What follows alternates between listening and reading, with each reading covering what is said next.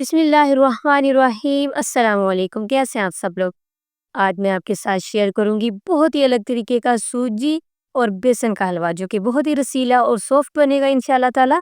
तो आपसे humble request है, वीडियो अच्छे लगे तो इसको लाइक और शेयर ज़रूर कीजिएगा और अच्छा सा कमेंट करके ज़रूर बताइएगा कि आपको मेरी वीडियोस कैसे लगती हैं। तो चलिए अब इस मज़ेदार से हलवे को बनाना शुरू करते हैं। बिस्मिल्लाहिर्रहमानिर्रहीम। तो सबसे पहले हम इसके लिए चाशनी बना लेंगे, जिसके लिए मैंने आधा कप चीनी का ले लिया है और यहाँ पे जाएँगे 2 कप पानी के। और साथ ही में मैं इसके डाल दूँगी, मैंने यहाँ पे जो ड्राई खोपरा होता है, उसको इस तरीके से कटिंग करके मैंने डाल दिया इसके साथ ही। आप सोच रहे होंगे कि साथ ही डाल दिया, इससे ये होता है कि जब यहाँ पे हम चाशनी बनाते हैं और उसमें बॉयल आता है, तो साथ ही इस खोपरे का जो फ्लेवर है वो अच्छे से निकल के इस पानी में मिक्स हो जाता है। तो ये आप ज़रूर इस तरीके से एक दफ़ा बनाकर देखना, आपको बहुत मज़ा आएगा। तो यहाँ पे जो हमारी चीनी जो मेल्ट हो चुकी है और बबल भी आने शुरू हो चुके हैं, तो इसको हम साइड पे करेंगे। अब हम ले लेंगे एक कढ़ाई और उसमें डालेंगे 1 कप देसी घी का, ठीक है? देसी घी में बनाएँगे तो बहुत ही मज़े का बनेगा। अगर आपके पास देसी घी नहीं है तो आप दूसरे घी में भी बना सकते हैं, इसको ऑयल में भी बना सकते हैं, ठीक है? तो यहाँ पे 4 अदद इलायची का मुँह खोल के मैंने इसमें डाल दिया है। हाफ़ कप यहाँ पे सूजी जाएगी, पहले हम सूजी को डाल देंगे। ठीक है, सूजी डालेंगे तो इसको थोड़ा-सा मिक्स करेंगे और हल्का से बस, उसके बाद ही हम इसमें डाल देंगे 1 कप बेसन का, ठीक है? तो अब यहाँ पे बेसन पहले तो जब आप इसको मिक्स करेंगे ना, तो आपको ऐसे लगेगा कि जैसे यहाँ पे घी आपको कम लग रहा है ना, लेकिन जैसे ये सारा अच्छे से मिक्स हो जाएगा और ये भुनाई की तरफ जाएगा, तो ये बिल्कुल पतला-सा हो जाएगा।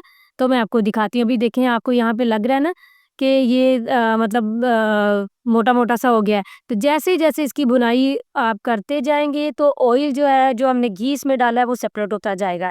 तो यहाँ पे जो मेन बात है ना, इसकी ख़ास बात वो यही है कि आपने यहाँ पे इसकी भुनाई बहुत अच्छी करनी है, ठीक है?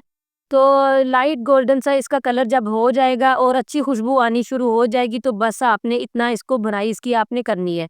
फ्लेम यहाँ पे लो रहेगा, क्योंकि लो फ्लेम पे हम इसकी भुनाई करेंगे तो अच्छी भुनाई होगी। अगर तेज़ करके आपने जल्दी-जल्दी जान छुड़वाने की तो क्या होगा कि ये जल जाएगा तो अच्छा फ्लेवर नहीं आएगा। अच्छा जी, यहाँ पे बहुत अच्छी भुनाई हो चुकी है।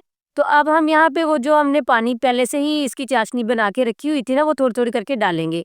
ठीक है, अभी पहले थोड़ी डाली तब सारी ही डाल दी और अच्छे से मिक्स करेंगे, गुठलियाँ नहीं बनने देंगे। देखिए यहाँ पे मैंने बहुत ही अच्छे से इसको मिक्स कर लिया है और ये देखिए इसकी कंसिस्टेंसी कितनी ज़बरदस्त से हो गई है। साथ ही सूजी भी फूल गई है, क्योंकि सूजी हमने यहाँ पे थोड़ी डाली थी, बेसन ज़्यादा डाला था। आप चाहें तो बराबर की क्वांटिटी भी ले सकते हैं, या फिर सूजी ज़्यादा ले सकते हैं तो बेसन कम ले सकते हैं, आपकी मर्ज़ी है। आप जैसे भी बनाएँ, लेकिन ये बहुत ही टेस्टी बनेगा। अब यहाँ पे अच्छे से मिक्स हो गया तो इसको थोड़ी देर के लिए कवर किया, ताकि जो हमने घी इसमें डाला है वो दोबारा से सेपरेट थोड़ा-सा हल्का-फुल्का ऊपर आना शुरू हो जाए। तो यहाँ पे देखिए अब इसको गार्निश करेंगे। मैंने यहाँ पे खोए से और ये जो अशरफियाँ भी इसको कहते हैं, टूटी फ्रूटी भी कहते हैं, इससे मैंने इसको गार्निश किया है। साथ में मैंने बादाम थे भिगो के रखे हुए, वो इसमें डाल दिए हैं इस तरीके से। तो आपकी मर्ज़ी है, ड्राई फ्रूट आप अपनी मर्ज़ी के हिसाब से कोई भी डाल सकते हैं। तो यहाँ पे देखिए माशाल्लाह कितना ही खूबसूरत और टेस्टी ये बना है।